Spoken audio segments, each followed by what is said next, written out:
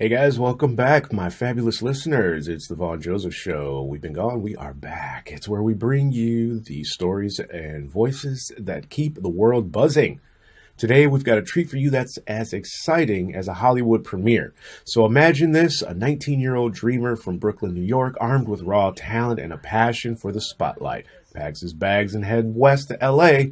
Fast forward a few years, and not only is he an accomplished actor, but he's also making waves as a producer. Joining us today is Yakov Kolontarov, a name you're going to want to remember. He's gone from New York to LA, and now he's here to talk about his brand new film, She Goes to Hollywood. Welcome to the show. It took us some doing. We finally got it all together, and here we are. Yeah, man, it's an absolute pleasure. I'm always excited to hear what people are doing in LA, because it's such a crazy, exciting place. And I was just telling my partner this earlier. You never know what you're getting when you're in LA. Are you originally from LA, or are you a transplant? Did you move there from somewhere else? So I've been living in California for 10 years now. I grew up originally in Brooklyn, New York, but I was originally born in Israel. But I've been growing up in the United States since the age of 7. So basically, I'm Americanized now, so I've been here for a while. That's awesome. That's awesome.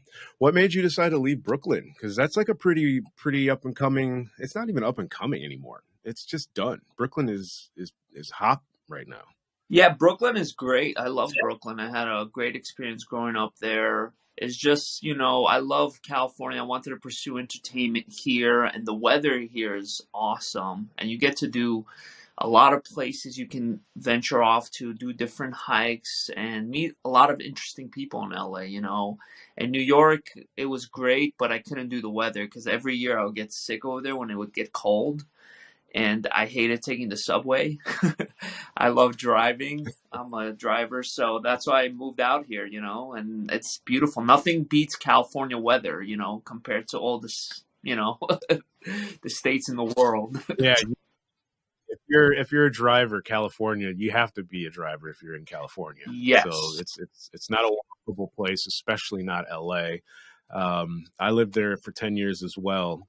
Before moving back to, or not back to, but moving to England. And my decision to move to LA was the exact reason you left Brooklyn. I'm originally from New York, and I grew up in Michigan. And one day I was heading to work, and I had to go outside and shovel this long ass driveway to get my car out of the snow. And I was like, I gotta go to California. I'm not going to New York. And that was the decision. I was like, should I go to New York? There's more culture.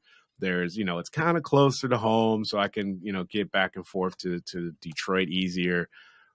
Or should I go to California? And that one day just made the decision for me.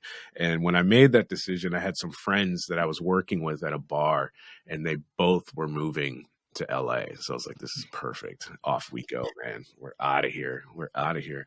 How do you find living in LA right now? You said you were originally from Israel, and obviously there's something, I hate to go political. Right. I don't even really touch on this, but I'm just curious because I know it's such an impossibly major thing right now that's taking place culturally. I just got back from the States a little over a week ago, and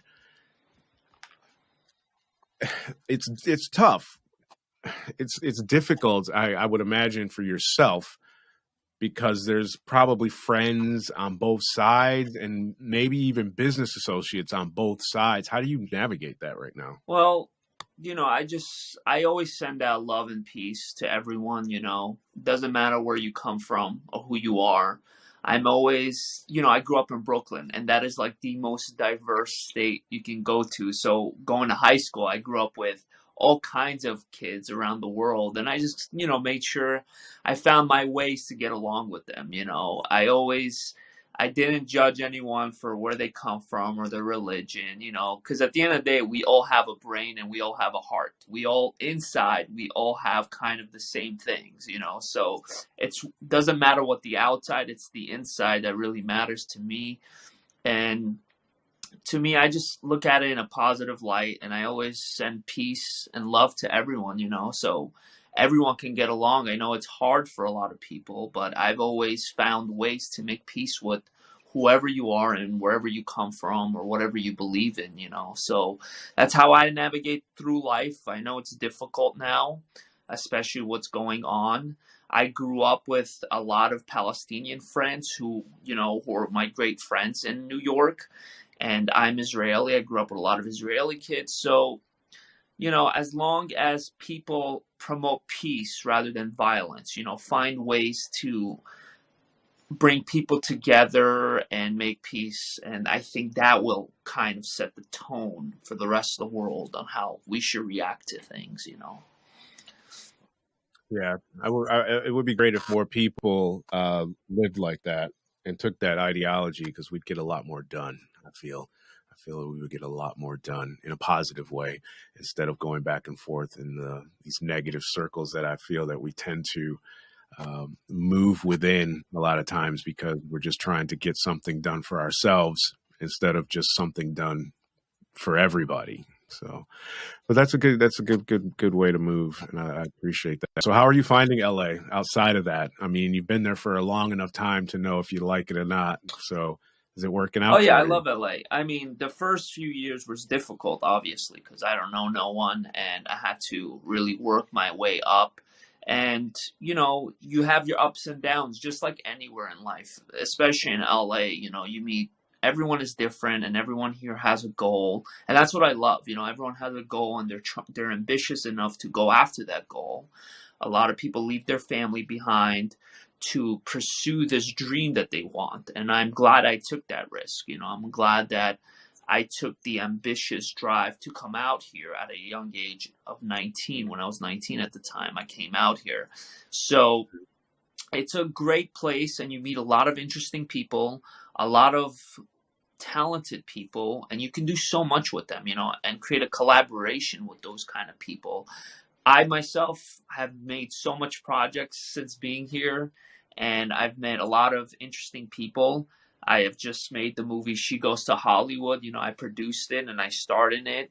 And I love it because this movie itself kind of represents what it takes to be a celebrity or someone famous in Hollywood. You know, you just got to go after that dream, you know, and you meet a lot of funny people around the way, a lot of people who do, you know, crazy things, but that's the excitement of it. You know, you can't have life boring and be stuck in this one bubble place. You got to go out there and experience the world, you know, because we're all here in a short amount of time. And I always look at it as like, go out there, you know, experience it. Don't be stuck in this, you know, small town that you feel like is your apartment or your home, you know, and explore yourself, meet people, because at the end of the day, we're all social beings and we're all trying to discover ourselves, you know, what we're good at and what we can achieve in life. So, yeah.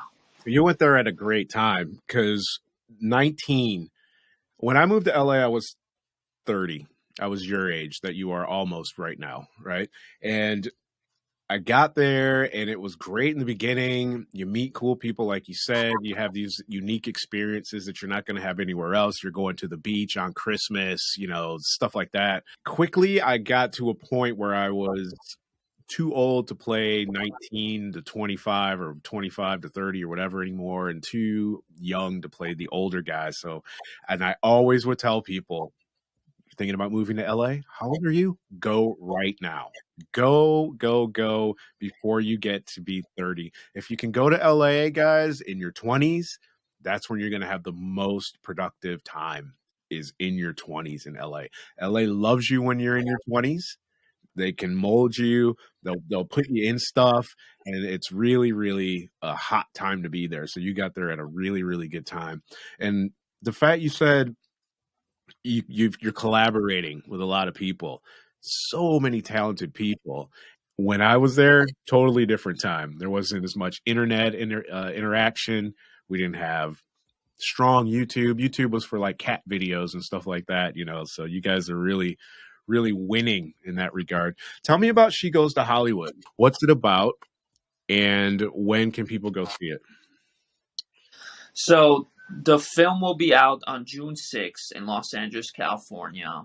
The tickets are on my Instagram. If you want to buy it on Eventbrite as well, you just write She Goes to Hollywood and you will see all the information. Now, the film is about this woman named Mary. She's trying to pursue Hollywood. She doesn't know what she wants to do in Hollywood, and she's kind of like stuck in this place, and she just wants to go out there and explore. And she lives with a man named Bill, who I play her boyfriend.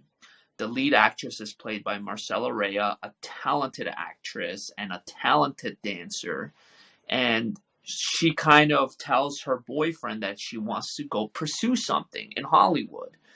And there's different scenarios, as you see in the trailer that I have out there. She's like, maybe I should go become an XX actress. And the boyfriend is like, oh, fuck. I got to deal with this, you know, because she doesn't know what she wants. She just wants to get famous. You know, she wants to be rich and successful and prove to the world. And along the way, she meets different characters in Hollywood. She goes to Hollywood Boulevard. She meets a guy that looks like, you know, an impersonation of Michael Jordan. And he's trying to give her some advice. And then she meets another person, another guy who's dressed as a cat girl. And he's trying to make a living, and he's giving advice. So she meets all these interesting characters. And her boyfriend, Bill, is kind of like, he's trying to be supportive, and he's kind of trying to make her realize that it's a tough place to make it in Hollywood. And one of the lines in the trailer, I say, yeah, it's for the unemployed, the homeless, and your big dream, you know? That's what Hollywood is about, you know? So there's a lot of comic elements to it. It was directed by and written by Jason Batish. He's produced a film called The Hitcher Girl in the past. He's very talented. He wrote it. And yeah, we brought these characters together, and it just shows the Hollywood and how it is and the lifestyle. We actually shot it on Hollywood Boulevard, the movie. And also in Pasadena, California. So, yeah, it's really fun. It's a fun movie. It has a romantic comedy twist to it, so it's really good. Nice. How did you find Hollywood when you got there? So was it easy for you did you already have representation in New York? So when you went to like LA, you had rep when you got there, or did you have to find representation? Because 19's young. 19 is, you're ambitious. You're starry-eyed at 19, and you got a different energy about you. So are you even repped right now? Because I know when I was in LA, a lot of the times I spent there, I did a lot of self-booking. I didn't really even have a quality agent. My agent threw parties, so they were always trying to get you to come and go spend money and go drink and do all kinds of crazy stuff. Yeah, I didn't have representation. The way I moved out to California was me and my brothers back in New York. We were very young, and this is when YouTube was hot. Me and my brothers, we just sat down. We're like, hey, let's just make fun short films, you know? We would, like, film our own stuff in New York. We'll make, like, short films or episodic web series, and we would just upload on YouTube. And this is when YouTube was just kind of new, and people were just trying to discover what it is. So we would just upload videos of it. And then people would see us. They would see us do like these videos. And they're like, hey, you want to be part of my project? And I was like, sure. Hey, you want to help me produce my project? And I'm like, okay. So I kind of grew that way. And then that's why I moved to California. I moved here alone. And I saved up money to move out here. You know, it's not easy, you know, to move out. Or anyone who says that, hey, you know, let me move out here, it's not easy. You got to save up money and actually move out here so your expenses are right. So, you know, I met a guy here. He kind of said, hey, I want to make this movie, this superhero movie I was trying to do. So I moved out here for that, but that didn't work out. But ever since then, I've been just hustling, you know, grinding. You know, I had to work, obviously, a normal job, you know. Unfortunately, I don't come from wealth, so I had to really work and also pursue this dream of, you know, being in Hollywood, you know.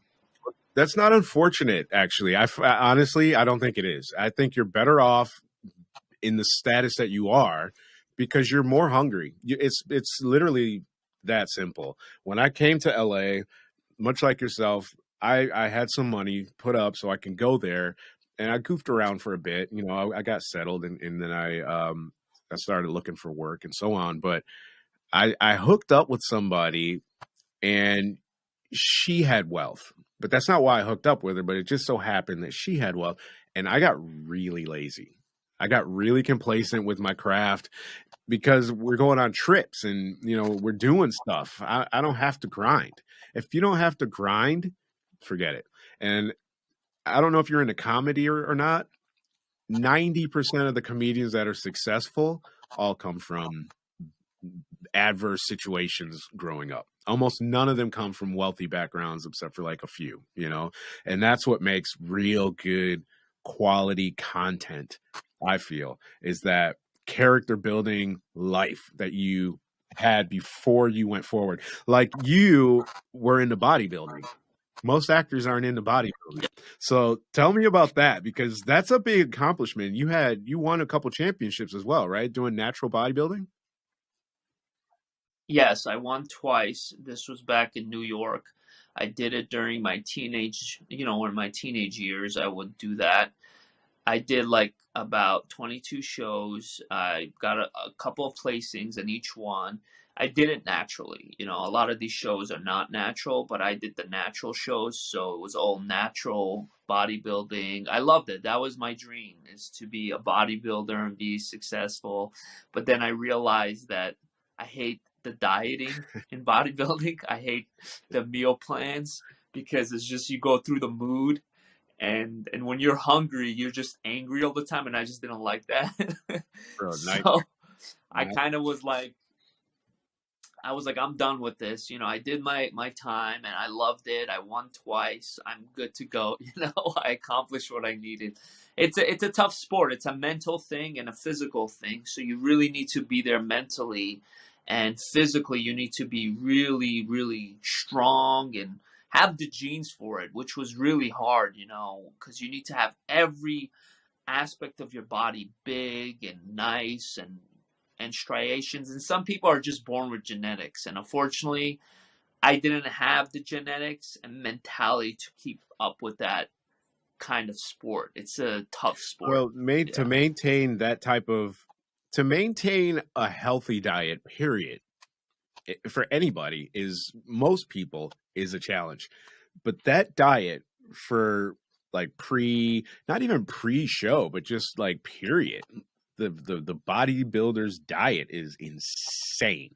I have friends and they're just doing, well, I call them on a Sunday and I'm like, hey, we're podcasting. You guys want to come and do this? That, oh, dude, we're doing meal prep today. they'll be doing meal prep for the week, like all day. They're like making all this chicken and I got to make all this rice and, and they're putting all these containers together. That's hard work, bro. That's super hard work. So that I commend you for even doing it long enough to get 2 championships, bro. That is crazy difficult. What's been like? Thank you.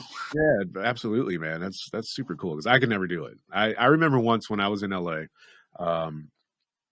because I've always been into weightlifting, and like you said, you have to have genetics and so on. If I just train arms like once a month, my arms are fine. If I trained arms like I trained the rest of my bodies, I would look like those guys that stick what's it called? What's that stuff? The oil or whatever they're putting in their bodies. My arms would just that garbage. They just get too big. So I was only genetically blessed in the arms department, so I couldn't do that. But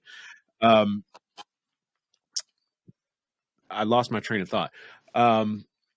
What do you think is like? I can't believe I just lost my train of thought. It's like I just had a coffee too. I should be good to go. It's all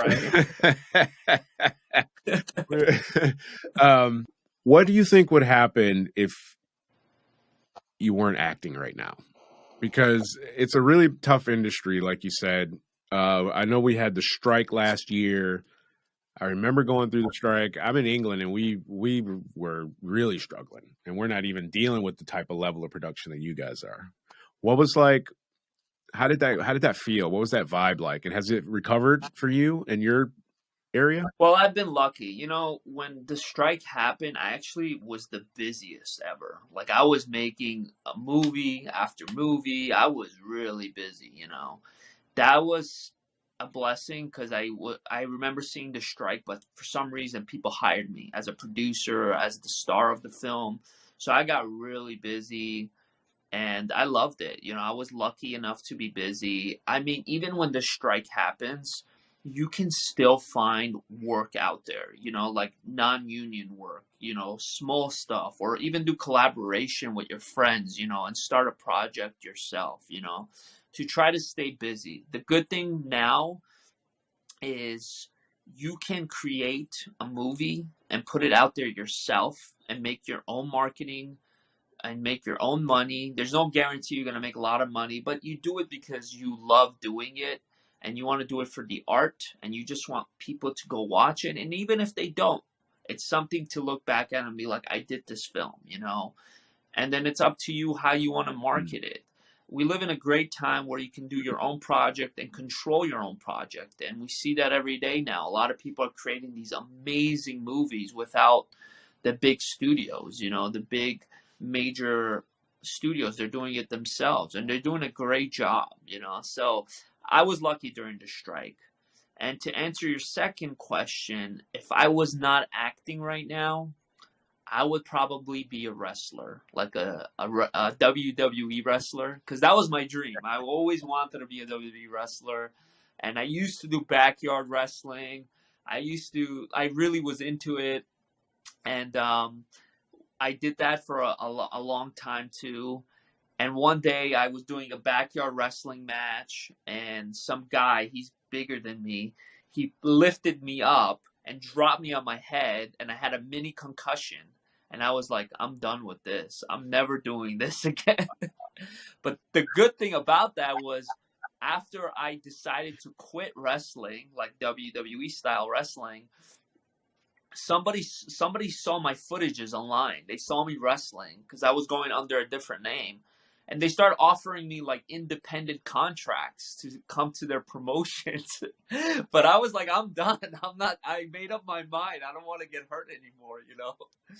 But if WWE offered me a contract, I would, in a heartbeat, I would go in there and take it because I can trust their medical team. I trust that I won't get hurt. But I mean, you can get hurt, but still, they have a medical team that I can trust. Control. Yeah, it's a bit more organized than the backyard stuff, isn't it?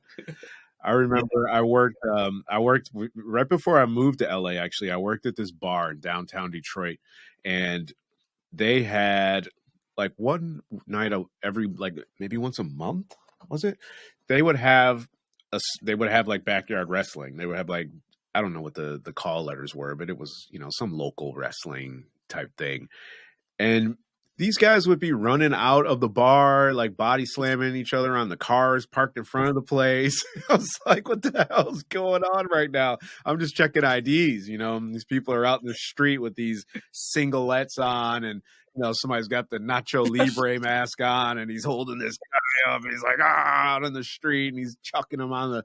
I was like, Jesus, man, I need to work on the inside on these nights, man. This is bonkers. Good times here on the sidewalk. Yeah, absolutely. I would imagine so. Especially when you're younger, your body can take it. I mean, you're not getting dropped on your head. I mean, nobody wants to be pile drived or anything like that. But I mean, you're definitely more resilient when you're younger. You snap back a bit quicker than when you get older. You can only do that but for so long. That's true.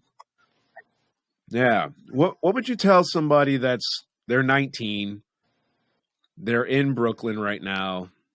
They're like, do I stay here and hope I get a reoccurring role on Law and Order? Or do I move to LA? Or maybe they want to, I know we don't really have a theater in LA. There's no theater district, but that's a joke. But what would you tell somebody that's sitting on the fence right now? Because I know it's hard for a lot of people to take that leap. That's a big leap. Because that's so completely culturally different to go from New York to LA. So that, I mean, that in and of itself, even if you're just going for a regular job, is tough. What would you tell somebody that's thinking about going to LA as an actor, as a 19, 20-year-old person today? Because it was a little different back when you made the leap. Well, the first thing I would say is before you pursue any dream, try it first. Try it. Let's say if you want to be an actor, get on a film set. Do it for free if you have to. Do research on it. Do a lot of research to know the positives, the negatives, the pros and cons. Because sometimes I know a lot of my friends in the past who moved out here who kind of, they were here for 3 years, they pursued acting, and then they decided to quit. They were like, I'm done with this. And the sad part is they left their family and friends back home to pursue this. And then they're like, I don't want to do this anymore. I'm going to stay here because they love LA now and they don't want to move here. But that's the sad part. You sacrifice so much to come out here. So my advice would be is to go out there and try it. And if you don't like it, at least you have a support system to go back to, which is your family or friends that you can, kind of fall back on if it doesn't work out, because it's not for everyone. It gets lonely. It gets really lonely in LA because you meet a lot of people, and you don't have family here most of the time when you move out here. And if you do, great, stick with your family. And sometimes when you move out here alone, you have no friends, and you kind of feel like you said, you can get lazy easily too, because you're stuck in your mentality of being like, I don't want to do this anymore because nothing is working out. But if you really want it, and you have the vision for it, which I do. I have the vision of where I want to go. Then you'll make sacrifices. You will not let obstacles get in your way. You'll find ways, screw the excuses. You'll find ways to make it. I'm the type of person, when something's not working out, I change it up. And I'm like, I got to find ways to make it work, whether I have to do this, that. I'm going to make it, and I got to keep pursuing it. Fortunately, not a lot of people have that mentality. It's very few. They think they do, and then after a couple of years, when everything's going wrong for them, they stop. And I learned when everything's going wrong for you, that's when you should keep going, because you're doing something right, So, yeah, 10 years here, I've had a lot of my downfalls and a lot of my ups. And for anyone who's trying to go for it, try it, because you only live once and you live on this earth temporarily and nothing is forever. So try it, try it. It doesn't matter the age, doesn't matter where you come from or your background. Try it, What's been like the craziest thing that's happened to you since you've moved to LA? Like, do you have like something like that's taken place, or maybe somebody said something to you that's just been like wild? Because you said a few minutes ago, like, get on a set and stuff like that. When I first came there, those two people that had said that were moving to LA and were kind of the catalyst for me moving got me a job as a production assistant on a TV show called Scare Tactics. And then I was the on-set PA to Shannon Doherty, who was the host of the show. And we set up her trailer and and she pulls in and so on, and she's in her trailer. She calls me over and she's like, yeah, Vaughn, is that your name, Vaughn? She's like, yeah, I need to talk to you for a second. I'm like, all right. So I'm like, I'm dead, because I hadn't even met her yet. She's calling me into her trailer. And at the time, Shannon Doherty kind of had a reputation, for being a bit of a tough cookie. And here I am already getting called into her trailer, and we haven't even started shooting yet. And she says, yeah, I might have to edit this out, but she's she says, yeah, there's a Anal All-Stars video in the player in the trailer. Do you know who that is? I don't know who that belongs to. Whoever was here filming before, because I don't know these things. Somebody left it. We don't check these things. So for me, and I hadn't even moved there yet. I was there looking for a house, and then I was coming back in a month. So I hadn't even gotten to LA, and I was like, this place is going to be crazy. I can't wait to get out here. So that's my craziest, off the top of my head, LA story. I actually have a couple, because I used to work at the Beverly Hills Hotel. So there's always crazy stuff there. But what's been like the craziest stuff or instance or experience that you've had in the 10 years that you've been there? The craziest story I had was a Brad Pitt story. So with this story, it was this movie set of Babylon. I was hired there as an extra. My job is just to be an extra. And what happened was, you're not allowed to take photos of any of the actors. And you know this, you sign Right. confidential. On set, you can't do that. So I didn't break that rule. We were outside the set, you know, and Brad Pitt was outside. I was outside. And I remember talking to this elderly lady. She was also an actress. And she was telling me, how do I, meet people in LA? Because she's kind of new into the acting. And I was like, yeah, you just go up to people and you just be yourself, and don't let anyone say anything else. And she's like, okay. And behind me was Brad Pitt. So she goes up to Brad Pitt. And she's like, hey, Brad, can I take a picture? And Brad Pitt is like, oh, are you vaccinated? Are you vaccinated? Because if you're not, I can't take a picture. And she's like, I promise you, I am vaccinated. And then he's like, oh, okay. And then you take a picture. And then in my head, and then Brad Pitt is like passing by me. And in my head, I'm like, oh, shit, I need to ask him. And I'm like, hey, Brad, can we take a photo? And he's like, okay. So I take a photo. I'm taking a picture, and he's like smirking in the picture. And I'm like, thank you, Brad. But the story's not over yet. I was so excited. I posted the picture on Instagram, and you're not allowed to do that. The picture blew up. Literally blew up on the internet. Everyone saw it. Everyone kept reposting it. They're saying, oh, actor Yakov working with Brad Pitt on the movie Babylon. They took it out of context, So they started posting it everywhere. Then somebody commented on that photo saying, hey, is Tobey Maguire going to be in the new Spider-Man movie? Because Tobey Maguire was on the set of Babylon. And as a joke, right, I said, yes, he's going to be in the new Spider-Man. This is before Spider-Man came out. Then the story gets even bigger. It's like all the way, it's going to Mexico, Russia, Philippines, all over the world. I'm like in articles because I said yes as a joke. So it got I was trending for 2 months on Twitter like crazy and around the world. This is before Spider-Man 3 came out. So then Brad Pitt's lawyer calls my agent to take the picture down. And I told my agent at the time that it's too late. Look at the news. Yeah. It's been out. It's been out. The funny thing is I've Brad Pitt is someone I looked up to because I have a picture of him on my wall growing up. So meeting him in person was so real. And everyone who I meet every day, they're like, oh my God, I need to shake your hand because you met Brad Pitt. And it's crazy because he's a superstar, Yeah, he's top shelf for sure. That's a crazy story. It's amazing because that's how quick and easy, especially now, obviously, things can just blow up. Just one little thing can happen and your whole life can change as a result of that.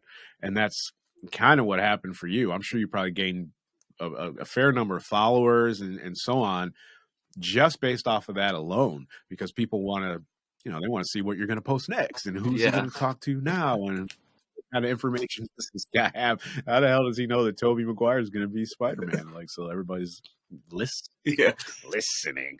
What you said you were a background actor. I know that industry all too well.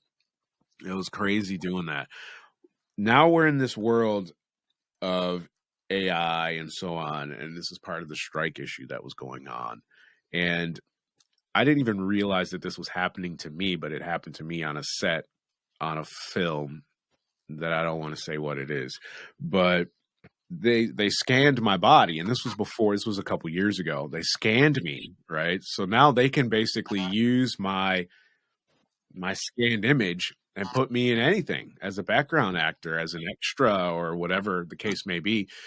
Is there like a big fear out there of that now? I mean, maybe even for yourself personally, like, because I know that extra work I can't imagine that it's as lucrative or as available as it was, 15 years ago because of this AI aspect. And it's obviously going to get bigger and bigger. I saw something with the new Chat GPT-40 that is a big problem.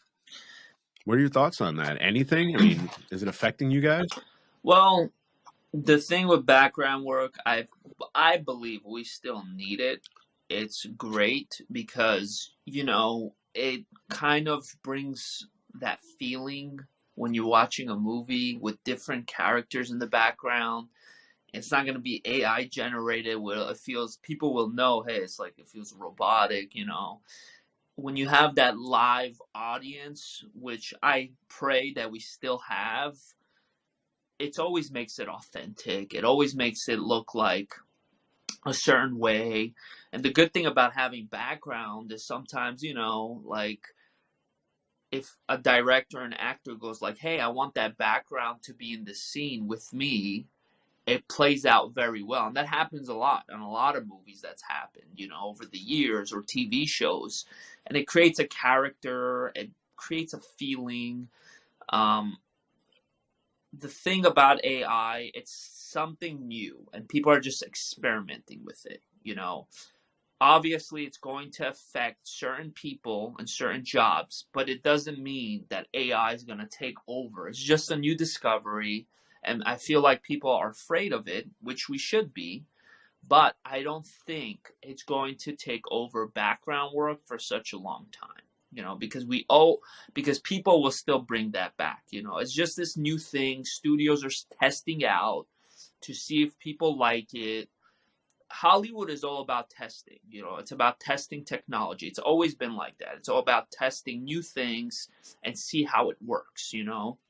But as we see what's going on, that we tried the streaming platforms and it's not working very well. So Hollywood slowly is going back to television format, and it's everything is a test. Until that test fails, then they go back to the old system of what it used to be. You know what I mean?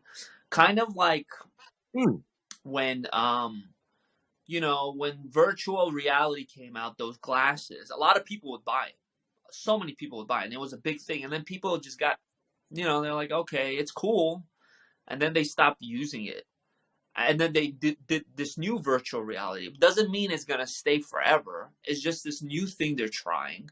Just like electric cars, it's this new thing they're trying, but it's not working. So they're going back to gas cars, they're going back to other kind of form of cars. So everything is a test. And I think people get scared of that, which is great. You should be, because it affects everyone. It affects big businesses. It affects everything. Just like AI, we should be scared, but I believe that it's not going to work for the long run. It's going to be here for a short amount of time, but it's not going to replace actors for that long. That's interesting to hear that. I like to hear that because I don't have my finger on the pulse of LA like I used to. Obviously, I don't live there. So to hear you say that means a lot, because you predicted that Tobey Maguire was going to be in Spider-Man film, based off of a picture with Brad Pitt. So that's our hot take. I trust what you're saying. So I like to hear what you're saying when you say that, because I saw, is it Soros? Is that not Soros? Soren or something like that? I forget what it's called. But there's some new software out. Bro, this looks really damn good. I mean, I'm really impressed when I see it. So to see that and that's brand new. That's scary. So I didn't even think people watched television any. Do you even own a TV? Like, seriously, I'm asking you because you're 29, maybe almost 30 or whatever. My understanding of people in your demographic, your generation, you don't watch TV. So you said TV, we're going back to TV. But did you even grow up really watching TV? I feel like you guys are always on your phone like this. Just like this. You're on your phone. And you're talking, your parents are like, what are you doing? You go like this with your phone, and then you're back on your phone. That's just how we saw you guys. So you really think TV's making a comeback? I thought it was dead. Yes, it's slowly making a comeback. It is. I believe it is slowly coming back around. They're like Netflix, for example, is starting to do live television for sports, Mm, mm, mm. and they're gonna do it for the Mike Tyson and Jake Paul fight, where they're gonna do that live on July, which is amazing. Yeah. So I think it's gonna come back around. The technology with the social media, I'll be honest, people are going to get bored out of that because they're going to see the same clips, the same stuff over and over, and it's kind of regenerating the same stuff. So television will come back, maybe not as fast as we want it to come back, but it's going to come back slowly, and it's going to come back better.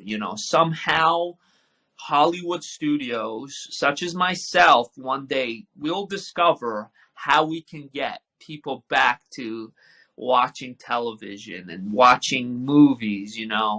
A good example, last year summer, Hollywood made so much money through Barbie and Oppenheimer. They made billions of dollars from that. And people kept saying no one's going to the theater. That was like the biggest theater, sellout ever, Mm. because they help, social media help market that movie in theaters. So somehow there's going to be people who will be smart about marketing. They're going to influence the young generation, and then somehow they're going to create a better television system for us, that's going to be hologram, and then people are going to go back to that. Something's going to happen where it's going to shift back to watching TV and movies again. Bro, the second you said they're going to create something better, immediately the first thing that jumped into my head was the Apple goggle, and then you said hologram. So I think maybe, I don't know if we'll be walking around watching TV on something like that, but I think we might be walking around watching TV on something like that. I sincerely think that we're Yeah. going to have like TV goggles. I mean, it makes too much sense. And we can share the screens, like, or whatever the feed, we can both watch it at the same time, or however that's going to work. I mean, smarter people will figure that out, and that's not for me to work out. But yeah, I think that's an interesting ideology. What do you think about I was having a conversation with some people about AI. I always like to take the conspiratorial steel man argument aspect of it. I want to try and make you guys have a conversation about something you're not talking about. And the thing that we discussed was, and this was actually just back home when I was in Michigan, and AI being able to make, this is how we get people back to the theaters and to TV. An AI version of you. You're not an actor. You're just Yakov that works at 24-hour fitness or whatever. You've saved up some money. Amazon Studios, Netflix Studios, whoever has a new TV show coming out, or whatever it is. Maybe they're taking old films or old sitcoms, and they'll scan you, and they'll bring your body into the film, your body into the TV show, and they'll make you move around like you will for real, and those characters that were already in the film are now interacting with you. Do you think that might be something that people would pay for or would be interested in, getting themselves somehow AI augmented and then entered into production, even if it's a new project? Yes, I'm sure people would be interested in that. I mean, they've been doing motion capture. That's kind of like AI. It's the same thing. Not the same thing, but technology wise, of course, people are going to be interested in that. But you can only do so many stories with that.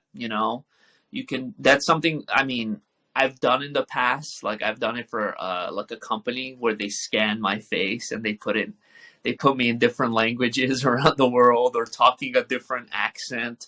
I've done that work before, and it's great. If they can do that, awesome, do it. But also, I know that a lot of creative directors, they wouldn't want that. A lot of creative directors who have a lot of money, they don't want to do that. They want to do the physical, aspect of people, having you on set, interacting, But it's great to have that. the AI generated thing where the actor, if he doesn't want to go out there, he could just put his face and they could wander around this new universe. Great, do it. You know what I mean? But I feel like that's going to take much longer to produce than a Hollywood movie where you can get it, with real people. You can get that down faster and easier and do more creative stuff easily with that. I did a project up in Scotland, in Scotland. Yeah, in Scotland. Was it a year or so ago? And they were working on these film over 5G. It was a test shoot. But there was instead of using green screen, they were testing LED screens. So we had these massive LED panels that looked like a scene, and we shot it in Dundee, Scotland. That night, I went down from Dundee with half the production team to Manchester, England, and we reshot it the next day. Same LED screen in Manchester as they had in Dundee, but we shot it over 5G. So I have like the camera I have in front of me now. I have you there, but there was a screen there, and the actress is still in Dundee up in Scotland, and now I'm in England. And when you watch it, it doesn't even look like we're not sat right across from each other in the table. It's actually up for an award at the Cannes Film Festival this year. So, wow. Congrats. Yeah, thanks. I didn't even know. They told her, and she told me a couple weeks ago. Like, I would have gone to Cannes if I'd have known. But so it's kind of a big deal. It's not AI. I mean, but I think it's similar to what we were saying. I think you're right about the AI aspect. I mean, I want to direct people. I mean, there's something different about, you can't block a shot off with a robot that's not even there or something like that. So, I mean, we're social beings. We're social beings, and we can even, this whole AI interaction is just going to be, it's a new thing. Just like anything in life, we're going to get bored out of it and go back to socializing and interacting with people. We're humans. We want to try new things. So we're going to try this new AI things. But at the end of the day, scientifically, we're all social beings. We have to interact with people. That's what keeps our sanity, Hope you're right, man. Your predictions have gone right so far. Let's hope you keep up the track record and keep those people engaging. So tell us again where we can find your show, your social media. Whereas I'll have the link below, obviously, but where can people go to find you on social media? And tell us when and where again they can go and see the film. So the movie will be playing in Los Angeles, California on June 6th at 7:30 p.m. It's going to be a great night. It's going to have drinks. We get to mingle. You get to take pictures with the stars. After the movie, there will be a Q&A session for you to ask questions and also interact with the actors and the director and me as well. It's going to be a fun night, red carpet. It's going to be a lot of talented people in that where venue. In LA can they go see it? Where is the meet and greet and all that taking place? So if you go to my social media on Instagram, on my bio link, and also there's tons of posts about it, you can click on it. It's on Eventbrite. You can look at the link, and it'll tell you the address and everything after you purchase the ticket. It'll tell you where to go. It's $20 for the ticket. You can bring your friends, whoever you want. It'll be a funny movie, rom-com, like I said. So it'll be a fun night. It's going to be in LA on a Thursday night. It's going to be a 3-hour event. There's going to be drinks. You get to mingle with everyone and ask me a lot of questions. I'll be there. It'll be an amazing event. So on my social media is going to be at my first name dot my last name. So it's going to be Yakov.Kolontarov. You go there on Instagram, you'll find me and you'll see all the details about the event. And if you can't find the details, just write in Google, She Goes to Hollywood, red carpet premiere, and you will see all the details there of where to go and what to buy. And you can always DM me on Instagram. I'm always looking at the messages there. So, yeah, I'll give you a response there as well. So go check this guy out. go check out his film. The link's below. If you're listening, the link is in the bio if you're on the Spotify or if you're on Apple Podcasts. So thanks for joining us today, Yakov. I look forward to hearing. Will they be able to see it? Say they can't get to the premiere. Like, I can't get to the premiere. I live in another country. Is it going to be available somewhere like on a website afterwards, or is it then get shopped, or how does that work before you release it? Yes, after the premiere, this movie will be out. It's not out yet, but once it will be out to the public very soon on different platforms. But for now, we're going to do this premiere, and as soon as this movie's over and distribution gives us a date of where it's going to be playing, around the world on different platforms, then I will post on social media where it's playing so people can go watch it and talk about it. So it'll be greatly appreciated if people can come to Los Angeles and watch it, because I want to meet everyone. You can even come around the world. One of the actresses we had, she actually came from Netherlands to be in my movie. so I would love to have people around the world come and watch the movie in the event. It'll be fun.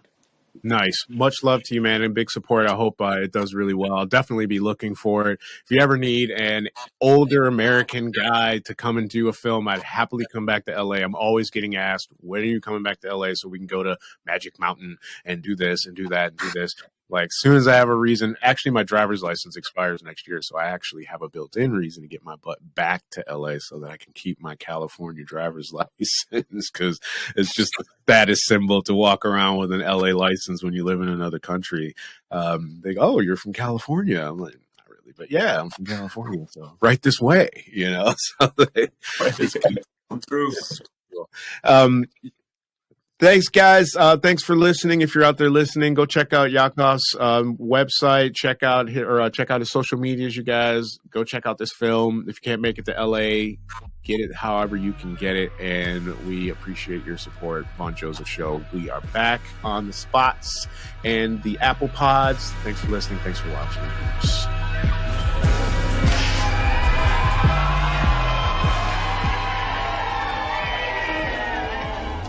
These ones or these ones?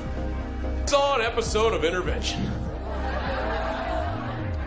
And I know I'm fine. Illinois, Mr. Robert Bobby McNeely. He is going to join us tonight. Hi everyone, welcome to the show. My name is Aling Zhang, and today I am here with Eli Seal, documentary filmmaker. I need more. Welcome to The Only Way is Linda. Today I have a really special guest here.